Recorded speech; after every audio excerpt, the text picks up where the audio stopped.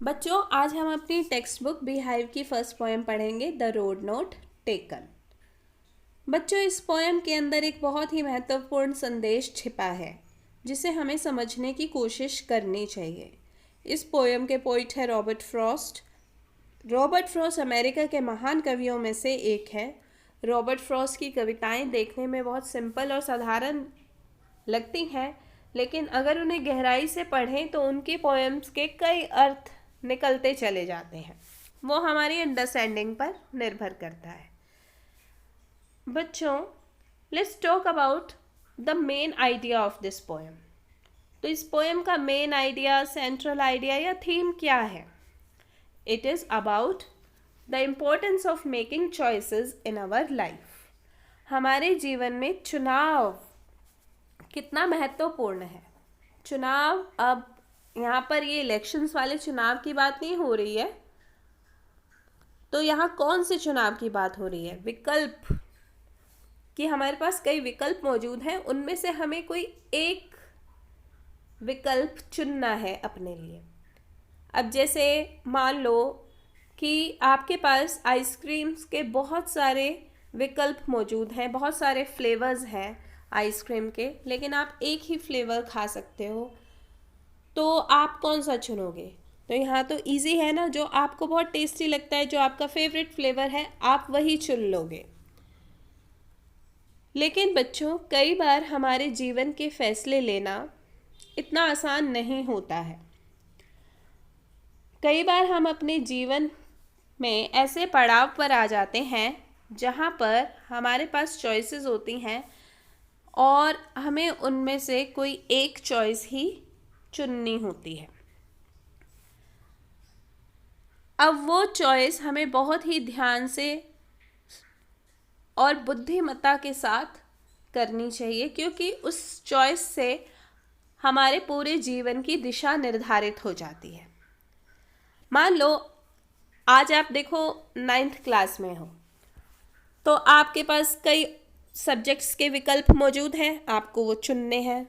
अब इसके बाद आप 11th में जाओगे, तब भी आपको स्ट्रीम चुननी होगी कि आपने आर्ट्स लेना है, कॉमर्स लेना है, या नॉन मेडिकल लेना है, या कोई और स्ट्रीम चुननी है, जैसे कि नॉन मेडिकल के साथ मेडिकल भी। तो बच्चों, ये फैसला आप किस चीज़ पर आधारित करके लोगे? कौन सी बातों पर आधारित होगा आपका ये फैसला?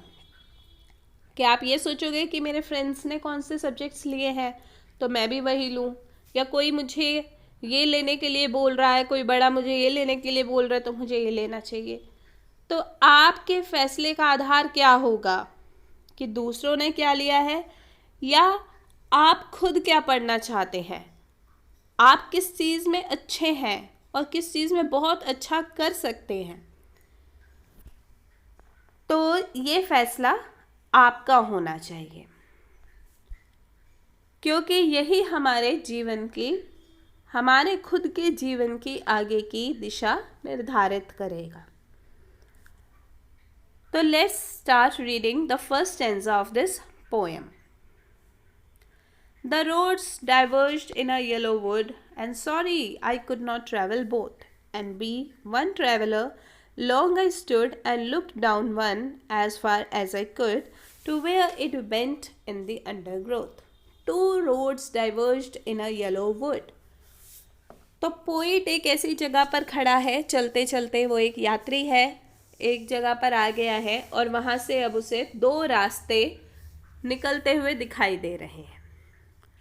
और येलो वुड का क्या मतलब है? वुड होता है जंगल, और येलो कलर का जंगल मतलब कि पत्ते उस जंगल में पीले हो गए हैं। तो यानी कि ये रेफ़र कर रहा है कि ये सीज़न ऑटम सीज़न है, पतझड़ का सीज़न है, इसी वजह से पत्ते वहाँ पर येलो हैं। तो दो रास्ते जा रहे हैं जंगल की तरफ, पीले जंगल की तरफ। पीला जंगल मतलब कि पतझड़ के सीज़न की वजह से पत्ते जो हैं वो पीले हो गए हैं। And sorry I could not travel both and be one traveller, क्योंकि पोइट तो अकेला ही है, एक ही है, और एक यात्री है तो एक रास्ते पर ही चल सकता है।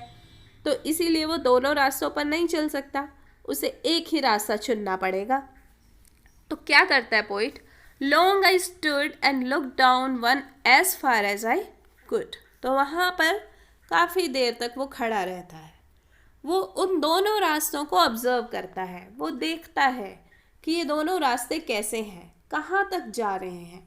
तो जहाँ तक उसकी दृष्टि पड़ती है, जितना वो देख पाता है, तो वो ये उन रास्तों को देखने की कोशिश कर रहा है, उन दोनों रास्तों को समझने की कोशिश कर रहा है।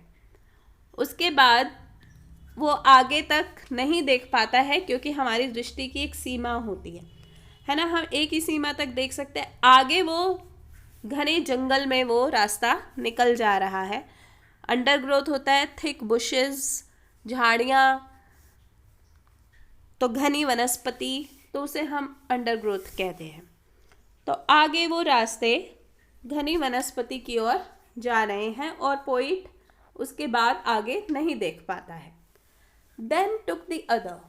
तो पोइट काफ़ी लंबे समय से वहाँ खड़ा रहता है और क्या करता है, वो दूसरा रास्ता चुन लेता है। देन टुक द अदर, वो दूसरा रास्ता चुनता है, पहला नहीं चुनता। Just as fair and having perhaps a better claim. तो पोइट वो रास्ता क्यों चुनता है, उसके उस चुनाव का आधार क्या है? हालांकि उसे उतना ही अच्छा लग रहा है जितना पहले वाला रास्ता है, लेकिन दूसरा रास्ता उसे ज़्यादा अच्छा इसलिए लग रहा है बिकॉज इट वॉज ग्रासी, उस पर ज़्यादा घास उगी हुई है, एंड वॉन्टेड वियर, और यहाँ पर ज़्यादा लोग नहीं गए हैं, इस रास्ते से ज़्यादा लोग नहीं गुजरे हैं। Though as for that the passing there had worn them really about the same. हालांकि थोड़ी दूरी तक तो उसे ऐसा लग रहा है कि लगभग समान संख्या में लोग वहाँ से निकले होंगे, लेकिन आगे उसे जो दिखाई दे रहा है वो दूसरा रास्ता, उस पर ज़्यादा लोगों के चलने के निशान उसे नहीं नज़र आ रहे हैं, इसीलिए वो दूसरा रास्ता चुन लेता है। तो ये पोइट का अपना रास्ता चुनने का एक आधार है। ठीक है, अब नेक्स्ट स्टेंजा देखते हैं। And both that morning equally lay in leaves, no step had trodden black. हालांकि उस समय शायद पोइट ही पहला व्यक्ति है उस दिन वहाँ से निकलने वाला उस समय पर, क्योंकि वहाँ पर उस रास्ते पर उसे पत्ते, काले काले पत्ते, कुचले हुए पत्ते नहीं नज़र आ रहे हैं, क्योंकि बच्चों ऑटम सीज़न है, तो पीले पत्ते जब तो झड़ते हैं पेड़ों से नीचे गिरते हैं, तो जब हम उन पर चलते हैं तो वो पत्ते जो है वो काले पड़ जाते हैं, सड़ जाते हैं। लेकिन उसे उस दिन ऐसा कुछ भी नहीं नज़र आ रहा है, तो पोइट को लगता है कि उस दिन वही पहला व्यक्ति है वहाँ से जाने वाला। Oh I kept the first for another day. तो पोइट सोचता है कि पहले वाला रास्ता मैं किसी और दिन के लिए रख लेता हूँ, किसी और दिन यहाँ से जाऊँगा। Yet knowing how way Leeds on two way, I doubted if I should ever come back. लेकिन पोइट को ये संदेह है कि क्या वो दोबारा इस रास्ते पर, पहले रास्ते पर चलने के लिए क्या दोबारा यहाँ पर मुड़कर आएगा। तो ज़रूरी नहीं है कि वो दोबारा वापस आए कि वो पहला रास्ता भी चुन ले। तो पोइट को इस बात पर संदेह है। तो यानी कि हम कई बार ऐसे फैसले हमें लेने पड़ते हैं कि हमारे पास जो विकल्प मौजूद हैं उनमें से हम कोई एक ही विकल्प ले सकते हैं, दूसरा विकल्प नहीं ले सकते हैं।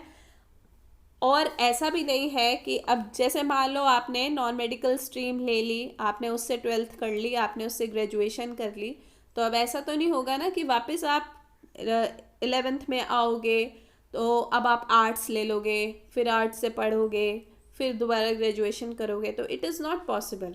तो पोइट को भी संदेह है कि वो दोबारा इस रास्ते पर आएगा या नहीं, और पहला रास्ते पर चलेगा या नहीं। I shall be telling this with a sigh. Somewhere ages and ages hence, two roads diverged in a wood, and I took the one less travelled by, and that has made all the difference.